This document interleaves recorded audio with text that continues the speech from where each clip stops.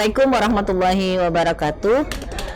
Pemirsa PKS TV Sulawesi Selatan, hari ini alhamdulillah kita bersama-sama dengan Ketua DPW PKS Sulawesi Selatan Haji Muhammad Amri Arsyid dalam kegiatan Latansa 2022 PKS Sulawesi Selatan.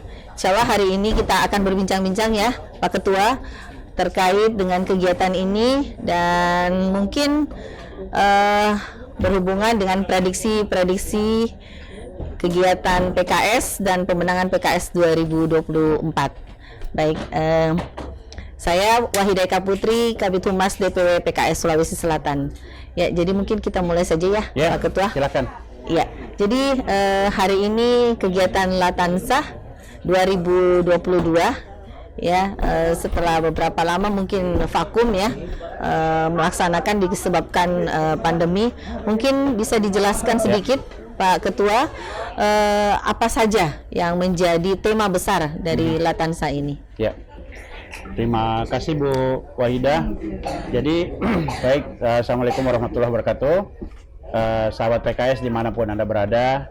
Jadi saat ini kita berada di lokasi perkemahan yang secara rutin dilaksanakan oleh PKS, dan kali ini kita ada di program pelatihan perempuan siaga ya, yang atau disingkat dengan Latansa PKS 2022, yang tadi digambarkan bahwa acara ini sempat tertunda ya di 2 tahun. Harusnya dilaksanakan di tahun 2020, tapi karena kondisi pandemi sehingga baru terlaksana di tahun 2022. Alhamdulillah program ini mempunyai objektif atau tujuan, terutama sebenarnya selain untuk persiapan secara fisik dan mental, ini juga menjadi ajang konsolidasi bagi seluruh anggota PKS ya di berbagai daerah dari Sulawesi Selatan untuk kemudian mempersiapkan diri ya, saling berbagi,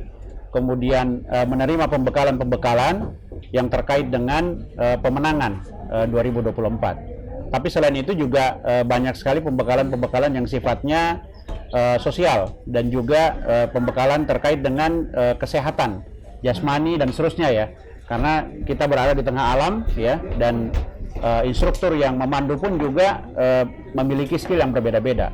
Nah, kita berharap dari Latansa ini kita akan menghasilkan anggota PKS yang lebih siap lagi menghadapi tantangan pemenangan atau tantangan tahun politik 2024, baik secara individu, keluarga maupun juga masyarakat, baik secara fisik maupun mental. Nah, itulah yang kita harapkan dari pelaksanaan Latansa. Ini untuk ibu-ibu. Nah, untuk bapak-bapak sendiri ada juga agenda yang serupa yang kita sebut dengan Kemah Bakti Nusantara.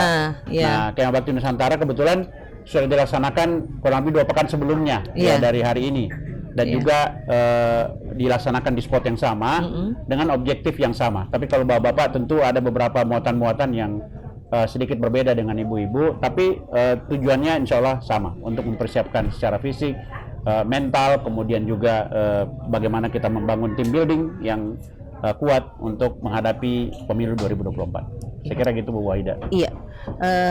Ini juga banyak pertanyaan ini dari para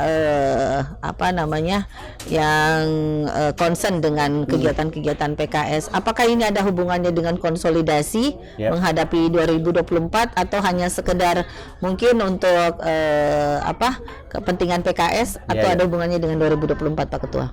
Ya, kita meyakini bahwa salah satu sumber daya yang penting buat kita dalam pemenangan ini adalah sumber daya manusia. Dan bagi PKS, sumber daya manusia atau anggota itu adalah merupakan aset yang sangat berharga dan sangat penting bagi PKS. Karena kita meyakini ya bukan hanya diharapkan dari kekuatan fisik untuk berkontribusi, tapi juga ya kekuatan mental, kemudian ruhiyah ya, kedekatan hubungan dengan Yang Maha Kuasa. Ini akan sangat mempengaruhi pemenangan PKS. Nah, makanya kalau dikatakan terkait, saya ingin mengatakan terkait baik secara langsung maupun tidak langsung.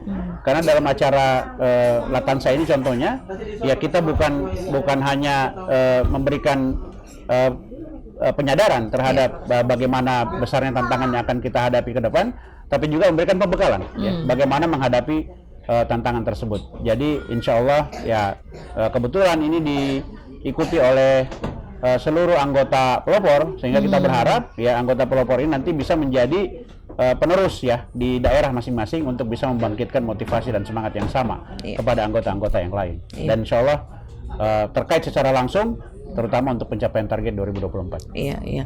Baik. Dalam hubungannya dengan 2024 juga ini banyak pertanyaan juga ya masuk gitu ya kepada PKS, apa yang dilakukan oleh PKS untuk kepemimpinan 2024. Apakah ini kemarin masalah koalisi dan sebagainya. Nah, gimana itu Pak Ketua? Rupanya nyampe juga di Latansa ya masalah koalisi ya. Kayaknya itu sampai di mana-mana Pak Ketua. Iya. Bukan cuma di Latansa. Bukan cuma di Latansa. Kita sudah hampir melipir sampai ke luar kota, masih ada bicara mengenai Pilpres. Memang nggak bisa dihindari. Iya. Dan saya pikir ini pertanyaan yang cukup strategis, apalagi ditanyakan oleh Humas ya. Iya. Yang mungkin sudah banyak mendapatkan desakan dari para jurnalis ya. Betul. Bagaimana sikap PKS terkait dengan koalisi dan Pilpres. Betul. Jadi pada kesempatan ini saya ingin menjelaskan bahwa yang pertama ya karena pemilu legislatif akan bersamaan dengan Pilpres ya, sampai saat ini yang kita ketahui akan seperti itu, maka ya tentu pertama kita tidak bisa memisahkan antara pemilu legislatif dengan pemilu atau pemilihan presiden di 2024. Yang kedua ya PKS sebagai entitas politik, sebagai partai politik tidak mungkin tidak tidak terjun ataupun juga tidak incas dalam proses ini. Kalau pemilu legislatif sudah clear ya bahwa ya kita sudah menentukan target-target strategis yang kita ingin capai. Nah, sebenarnya untuk Pilpres juga kita tidak bisa lepaskan juga dengan pilkada, ya baik itu gubernur maupun juga kepala daerah.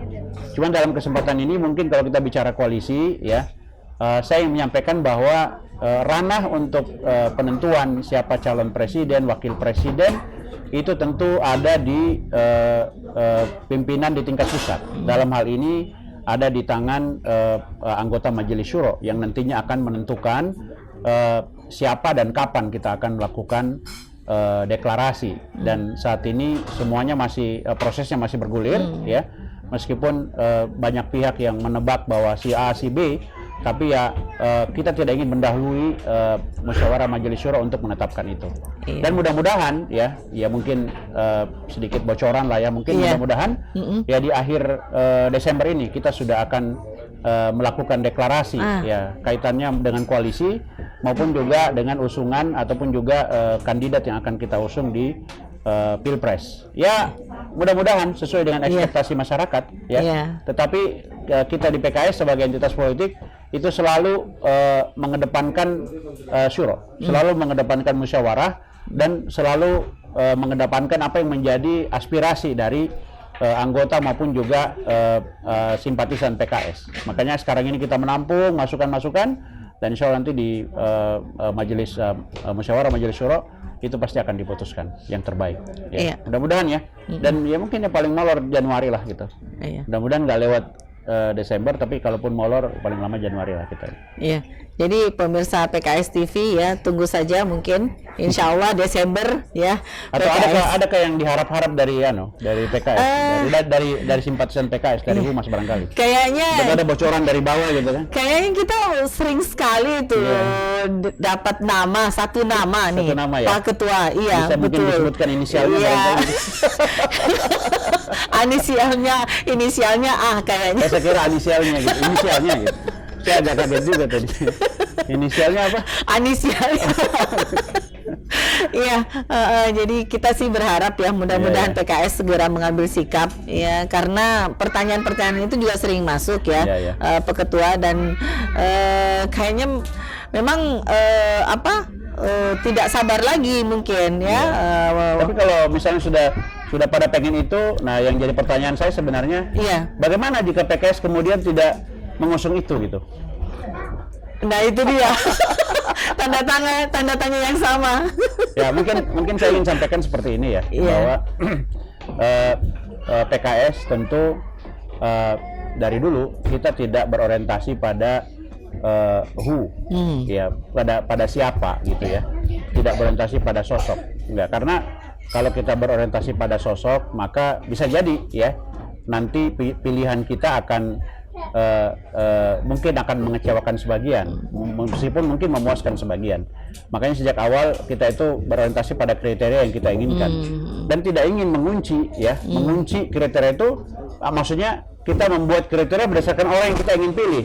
Jadi jangan dibalik. Jadi kita membuat kriteria sehingga kriteria ini nanti akan menyaring siapa yang nanti akan lolos kriteria ini. Dan ini bagi PKS nggak main-main karena ya terus terang aja kita sudah melalui pengalaman ya, beberapa kali pengalaman baik itu yang manis maupun pahit maupun yang pahit banget gitu ya. Sehingga kita tidak ingin mengulang pengalaman pahit itu kembali dan kita ingin proses penyaringan bahkan nanti penetapan itu betul-betul berdasarkan kriteria yang kita inginkan. Ya tentu ya tidak ada yang sempurna. Cuman saya ingin berpesan kepada seluruh anggota PKS khususnya bahwa ya kita berprasangka baik kepada pimpinan kita di tingkat pusat, terutama anggota Majelis Syuro, bahwa ya pasti mereka akan melakukan proses ini dengan sebaik-baiknya dan apapun siapapun yang ditetapkan dalam proses musyawarah ini insya Allah menjadi keputusan yang terbaik ya, karena dilakukan dengan dasar musyawarah. Mudah-mudahan tadi saya katakan, mudah-mudahan ketemu antara ekspektasi dengan realita. Ya kalaupun tidak ya kita harus siap menerima itu. Kita sebagai anggota harus siap menerima keputusan dari pimpinan.